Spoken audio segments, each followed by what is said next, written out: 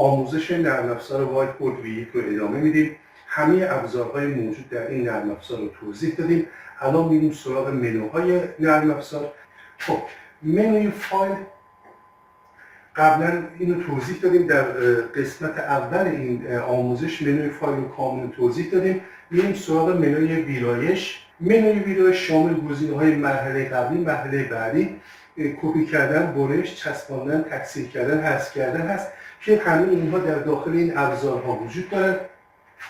فقط گزینه انتخاب همه هست که در اینجا وجود داره که اگر روی انتخاب همه کلیک کنید کل اون نوشته های اون صفحه یا کل عکس ها و المان ها و هر چی که تو اون صفحه است رو انتخاب خواهد کرد. پس منوی ویرایش هم چیز جدیدی نداره، فقط جدیدش همون انتخاب همه بود. بریم سراغ منوی نمایش. خب در منوی نمایش گزینه‌های نمایش صفحات، بانک اطلاعات، شبکه، ویندوز، تمام صفحه، حاشیه‌نویسی که همه اینا در ابزار بودن و تنها گزینه‌ای که در این منو وجود داره و اینو توضیح ندادیم جلوه صفحات هست. خب برای اینکه جلوه صفحات رو من توضیح بدم صفحه جدید باز میکنم. خب و یک صفحه جدید باز میکنم و در این صفحه چند تا شکل رسم میکنم، شکل دلخواه رسم میکنم. خب این صفحه دوم یک صفحه دیگه باز میکنم، صفحه مثلا صفحه سبزرنگ. این صفحه هم چند تا از شکل هایی که مربوط به در واقع انیمر هست، انیمر میاریم مثلا اینجا، چند تا شکل هم میاریم اینجا. خب الان ما 3 تا صفحه داریم. تو نمایش صفحه هم میتونیم اینا رو ببینیم که ما 3 تا صفحه داریم، صفحه 1، صفحه 2، صفحه 3. خب حالا میخوایم ببینیم این نمای در واقع جلوه صفحات در واقع به چه شکله.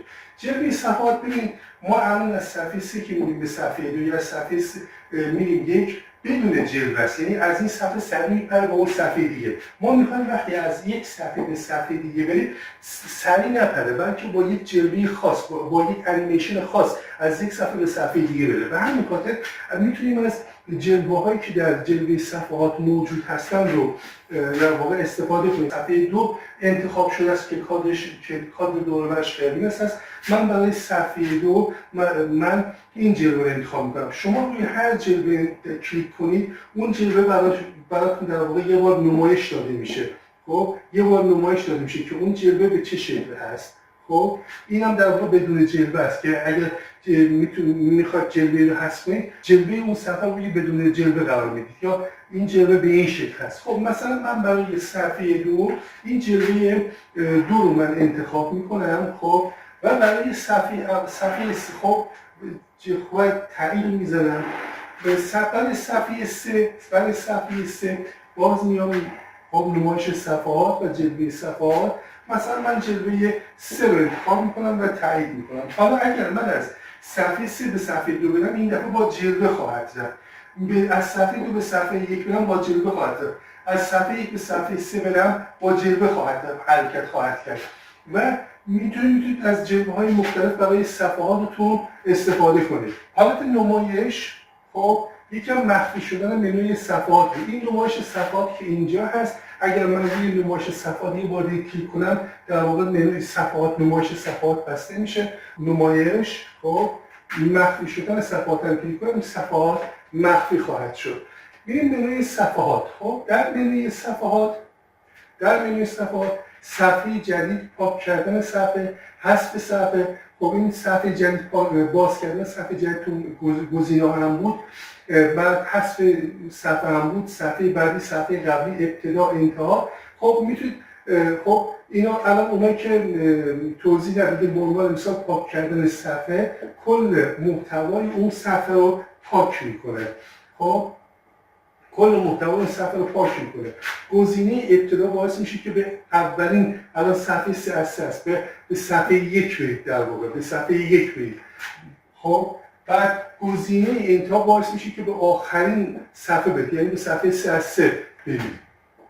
بعد بزرگنمایی، کوچک‌نمایی، جابجایی صفحات اینا رو ما قبلا گفتیم. خب ما برمیگردیم صفحه 2. خب تو صفحه 2 الان ما تو صفحه 2 که گزینه داریم، اجرای این صفحه ما قبلا توضیح دادیم که من اجرای این صفحه رو بگم، این صفحه رو شروع می‌کنه کارا که تو اون صفحه رو انجام دادیم و دوباره اجرا می‌کنه. اینو قبلا ما گفته بودیم اینجا. خب اینو من اجرا رو متوقف می‌کنم، میرم تو صفحه منو و اجرای این صفحه بود به اجرای صفحات انتخاب شده که شما یه چند تا صفحه مختلف رو انتخاب کنید و این گزینه اجرای صفحات رو در واقع کلیک کنید، همون صفحات انتخاب شده رو اجرا خواهد کرد.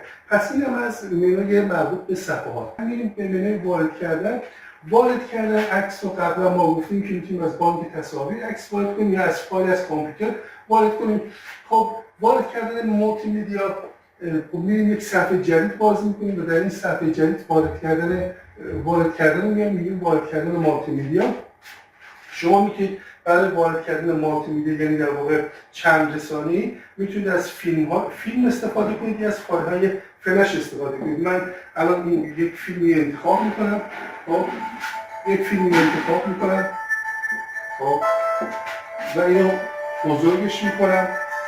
خب الان فیلم توی این صفحه پخش میشه. این الان صفحه 3 از 4 هست در واقع. ما الان صفحه 1، صفحه 2، صفحه 3 از 4.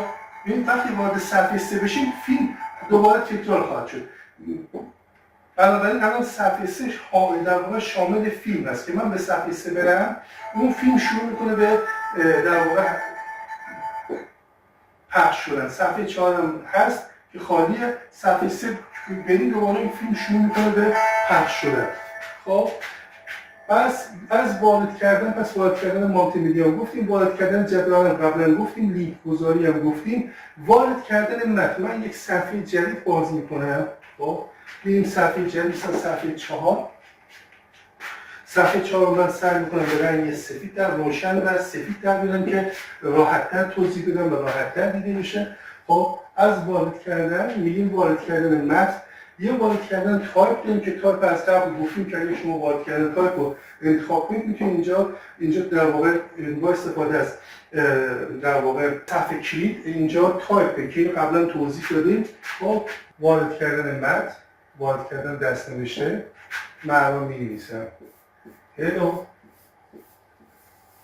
خودش تشخیص میده و میگه کدومشه، میگم گزینه هلو در واقع مد نظر من بود. پس از اینجا میتونه در واقع دست‌نوشته شما رو به کلمه تایپی تبدیل کنه، به نوشته تایپی تبدیل کنه.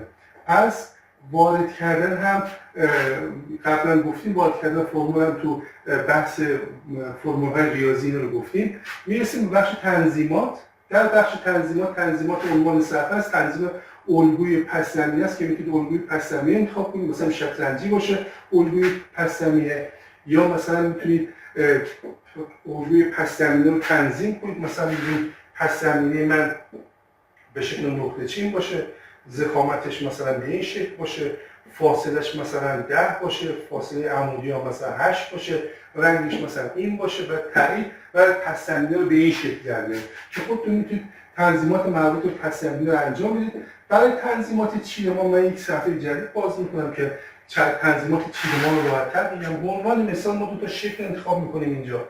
دو تا شکل اینجا من در واقع میکشم. خب برای اینکه از تنظیمات چیدمان استفاده کنیم، هر دو تاش باید شکل رو باید انتخاب کنیم. الان می‌بینید که این شکل در واقع با هم چیدمانی ندارن، یکیش پایین‌تر، یکیش بالاتر، یکیش تو وسطه. از طریق تنظیمات چیدمان میتونید بگید که الان این دو تا شکل نسبت به هم چپچین بشن، هر دو تا شکل برن سمت چپ، یا هر دو تا شکل برن سمت راست، یا هر دو تا شکل بالاچین باشن، پایینچین باشن، چیدمان سطحی داشته باشن، چیدمان ستونی داشته باشن. به عنوان مثال من اگر بالاچین رو انتخاب کنم، این شکل میاد بالا و با این شکل هم در واقع از نظر بالا هم سطح میشه. یا اگر من بیام تو تنظیمات، خب تنظیمات چیدمان، خب اینا دوباره من اینا رو انتخاب کنم، این دو تا شکل رو من انتخاب کنم و بیام تو بخش تنظیمات و چیدمان، بگم چیدمان پایین چین، الان شکل پایین خواهد اومد. الان این شکل پایین میاد و از پایین با هم همتراس خواهند شد. این هم از بخش تنظیمات که خودتون میتونید چیدمان‌های مختلف رو در واقع بررسی کنید. با یک صفحه جدید دیگه من باز میکنم.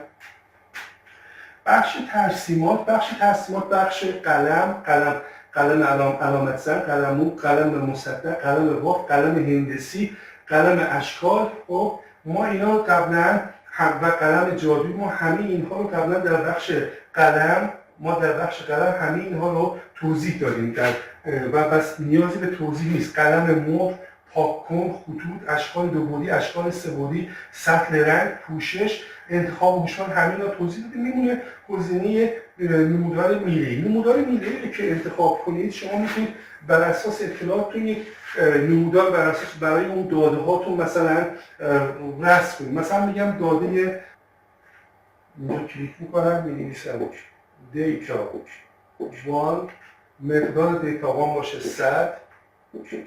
خب 100 باشه. خب اینجا باید میگم اضافه کردن، اینجا اضافه شد. خب بعد دیتا 2 رو میارم، مثلا اینجا می‌نویسم دیتا 2. خب دیتا 2 مثلا مقدارش باشه 250. خب بعد اینم اضافه میکنم. الان این دیتا هامون اینجا اضافه شد. بعد که در واقع اینجا میتونیم رنگش در نظر بگیریم، شفافیتش رو در نظر بگیریم و انتخاب کردیم و گزینه تایید رو زدیم. برای ما یک نمودار رسم میکنه که این نمودار رو میتونید بزرگ و کوچیکش کنید، میتونید جابجا کنید و الی آخر. الان دیتا 1 ما مقدارش 100 بود، این نمودار مربوط به نمودار میله‌ای دیتا 1 و اینا دیتا 2 بود که این نمودار میله‌ای برای دیتا 2 رسم کرد که مقدارش 250 هست. پس اینم برای نمودار در واقع میله‌ای بود. یک صفحه جدید دیگه باز میکنم. تو ترسیمات یک نمودار دایره‌ای هم هست. نمودار دایره‌ای مثل همون نمودار میله‌ایه، فقط بشه تو دایره‌ای رسم خواهد کرد. به عنوان مثال اینجا باز می‌نویسم دیتا 1. خب اینجا کلیک میکنم، اینجا می‌نویسم دیتا 1. خب و دیتا 1 مقدارش مثلا میذارم 100. خب رنگش هم مثلا یک رنگ مثلا رنگ صورتی انتخاب میکنم. بعد اینجا میگم اضافه کردن، اضافه میشه به اینجا. بعد میام اینجا می‌نویسم دیتا مثلا 2، رنگش مثلا باشه مقدارش مثلا باشه 380 مثلا. خب رنگش هم میام مثلا رنگ سبز انتخاب میکنم. اضافه کردن اضافه شد به اینجا و تایید میکنم. الان برای ما یک نمودار دایره‌ای رسم میکنه که و نمودار دایره دیتا 1 برابر 100 بود مقدارش و دیتا 2 برابر 380 بود. پس بنابراین در منوی ترسیمات همه گزینه‌های مربوط به منوی ترسیمات هم توضیح دادیم. بعد منوی ابزار رو میاریم. در منوی ابزار هم ابزار پرده پوششی، چراغ‌قوه، ویژوالایزر، فیلمبرداری، میکروفون، غیر فعالسازی، دوربین عکاسی، ضربین، کلید صفحه کلید، ماشین حساب، ساعت و ابزارهای ریاضی رو ما قبلا همه رو توضیح دادیم. و یک گزینه دیگه داره به نام ابزارهای دیگه که شما میتونید ابزار دیگه رو، یک فایل اجرایی دیگه رو هم میتونید باهاش اضافه کنید، که فایل اجرایی ایجاد کنید که به این نرم افزار اضافه بشه. میرسیم به منوی زبان. در منوی زبان میتونید زبان مورد نظر رو برای این نرم افزار انتخاب کنید که زبان مورد نظر برای فارسی پرژین هست.